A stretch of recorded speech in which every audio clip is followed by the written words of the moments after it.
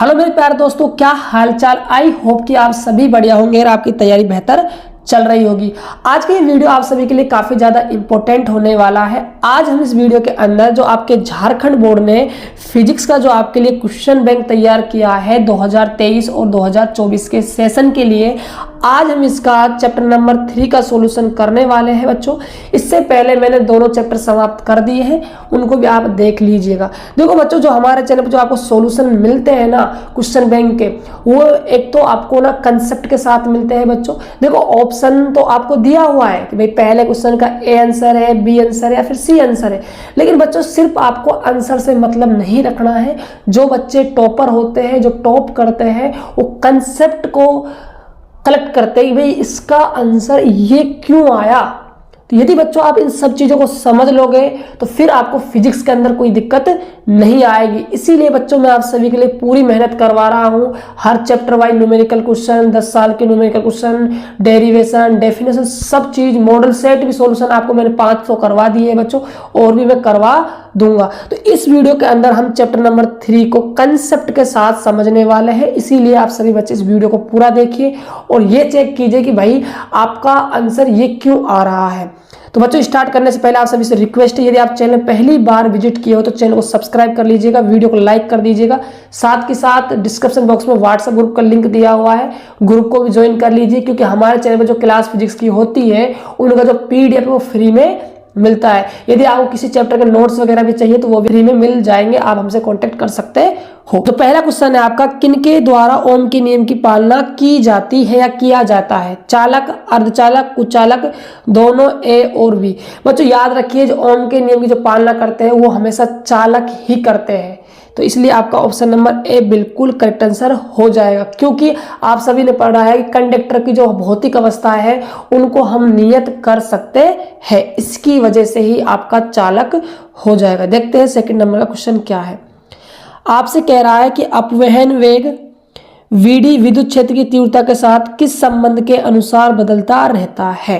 देखो, जो अपवहन वेग का जो फॉर्मूला होता है वीडी बराबर वो होता है माइनस का ई टोर अपॉन में एम।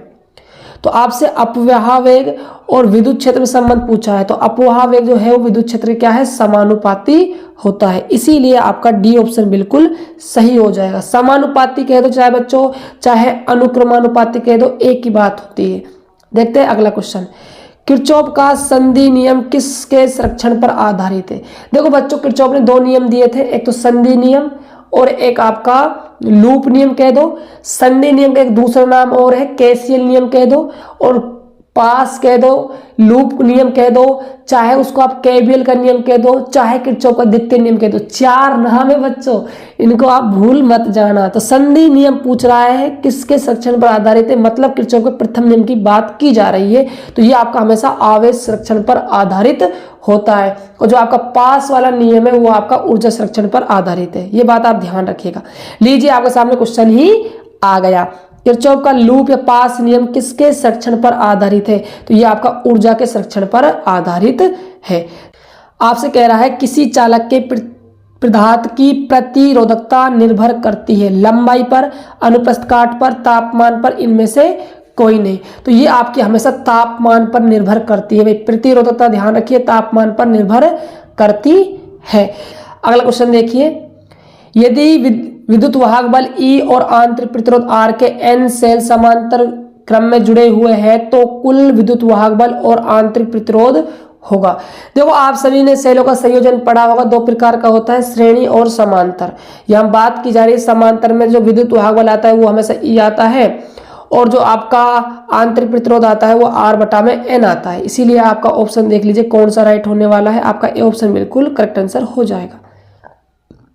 अगला क्वेश्चन है, मिश्र धातु मैंगानीज की प्रतिरोधकता है, ताप से निर्भर नहीं करता, तापमान वृद्धि के साथ तेजी से बढ़ता है, तापमान में कमी के साथ तेजी से बढ़ता है, तापमान वृद्धि के साथ तेजी से घटता है। पहली बात तो बच्चों ये आपका तापमान पर डिपेंड ही नहीं करता। ए ऑप्शन आपका बिल्कुल सही आंसर हो जाएगा। अगला क्वेश्चन है, समांतर संयोजन में प्रतिरोधों का कुल प्रतिरोध बढ़ता है, घट जाती है, वही रहता है, इनमें से कोई नहीं। देखो समांतर संयोजन में प्रतिरोधों कुल प्रतिरोध पूछ रहा है, तो फॉर्मूला होता है 1/r बराबर 1/r1 प्लस में 1/r2। मैं आप सभी को बच्चों को बता दूं, ये हमारे सिलेबस में से हट चुका है भाई, लेकिन बट आ गया तो हम थोड़ा सा समझा देते हैं। 1/r3 ऐसे आपकी सीरीज चलती है। तो बच्चों जो प्रतिरोध होते हैं ना वो 1 के बटे में होते हैं, इसीलिए जो प्रतिरोध का मान होता है इसमें घट जाता है। आप निकाल के देख लीजिए कि नहीं दो प्रतिरोधों का प्रतिरोध, तो आपको समझ में आ जाएगा। अगला क्वेश्चन है, व्हीटस्टोन सेतु में यदि बैटरी और गैल्वेनोमीटर को आपस में बदल दिया जाए तो गैल्वेनोमीटर में विक्षेपण होगा। तो बच्चों पहली बात तो आप बैटरी और गैल्वेनोमीटर को आपस में बदल दोगे तो कोई भी प्रॉब्लम नहीं आएगी, कोई परिवर्तन नहीं होगा, इसीलिए आपका सी ऑप्शन बिल्कुल सही आंसर हो जाएगा। अगला क्वेश्चन देखिए क्या कह रहा है आपसे, मैं सभी से, विद्युत वाहक बल E और आंतरिक प्रतिरोध कैपिटल R वाले एक सेल को एक बाह्य प्रतिरोध R से जोड़ा जाता है। जैसे ही प्रतिरोध R बढ़ाया जाता है तो R में संभावित अंतर और V को आलेख द्वारा दिया जाता है। तो आलेख दिए हुए आपको 4, आपको राइट आंसर बताना है।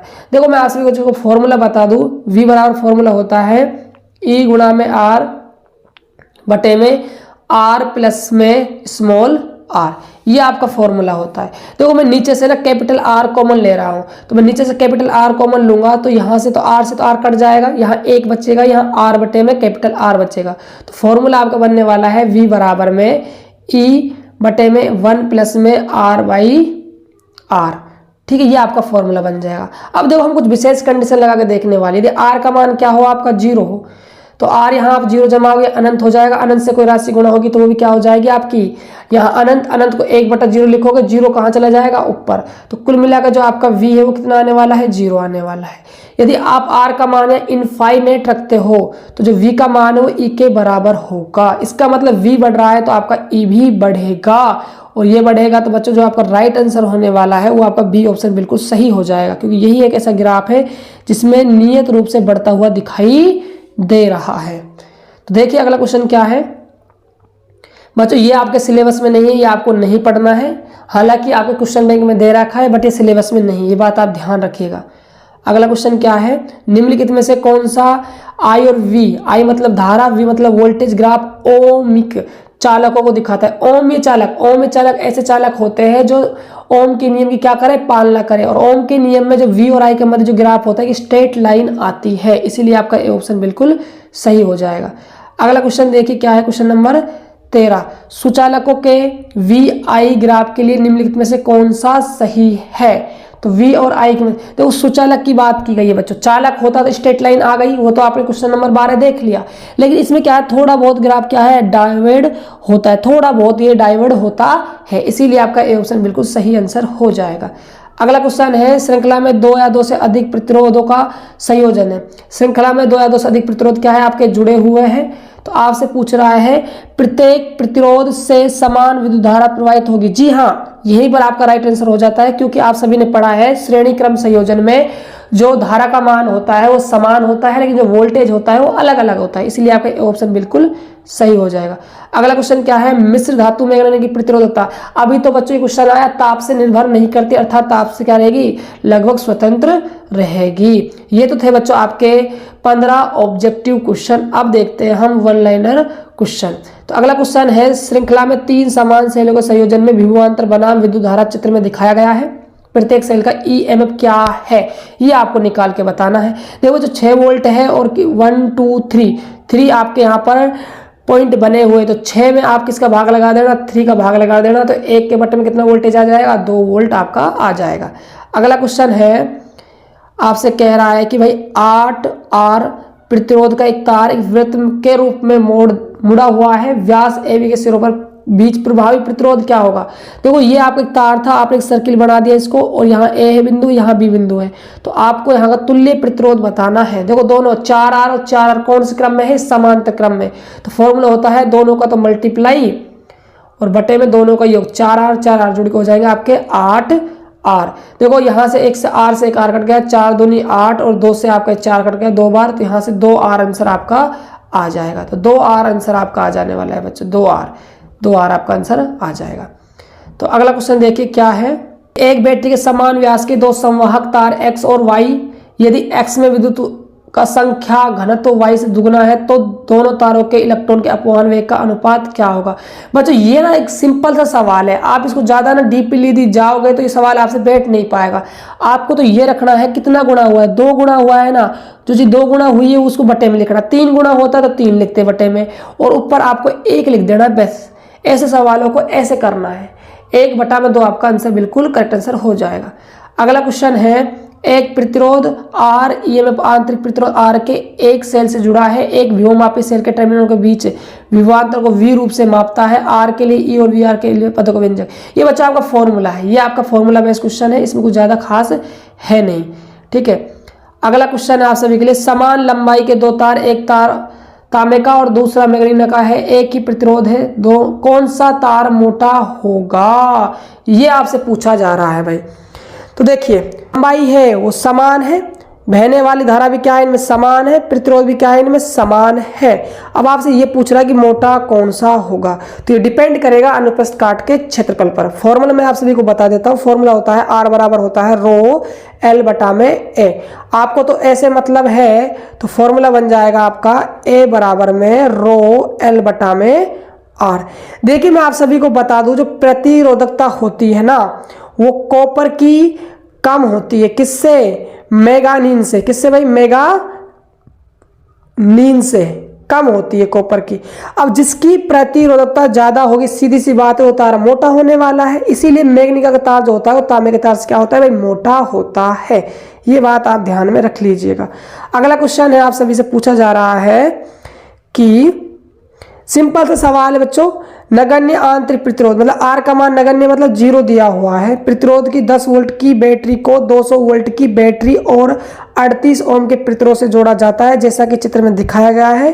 परिपथ में धारा का मान निकालो। तो धारा का मान का फॉर्मूला होता है I बराबर में B बटे में R प्लस में स्मॉल R, लेकिन स्मॉल r का मान 0 है, इसलिए फॉर्मूला आपका B अपॉन में R बन जाएगा। वोल्टेज देखिए आपको कैसे निकालना है बच्चों, वोल्टेज इंपॉर्टेंट है। देखो यहाँ 220 वोल्ट है और यहाँ कितना है 10 वोल्ट है, तो वोल्टेज आपको घटाना, किरचॉफ का नियम लगा के 200 माइनस का 10, ये आपका आ जाएगा 190 वोल्ट बटे में आपका जो प्रतिरोध 38 से भाग लगाओगे तो 5 एम्पियर आ जाएगा। देखते हैं अब अगला क्वेश्चन क्या है। अगला क्वेश्चन है, नगण्य आंतरिक प्रतिरोध की एक 5 वोल्ट की बैटरी 200 वोल्ट की बैटरी और 39 ओम के प्रतिरोध से जुड़ी है, जैसा कि चित्र में दिखाया गया। धारा का मान बताइए। तो धारा बराबर में V माइनस का E बटे में R। तो V का मान 200 है, V का मान 200 है, E का मान 5 है बटे में R का मान 39 है, भाग लगाओगे तो आंसर आ जाएगा 5।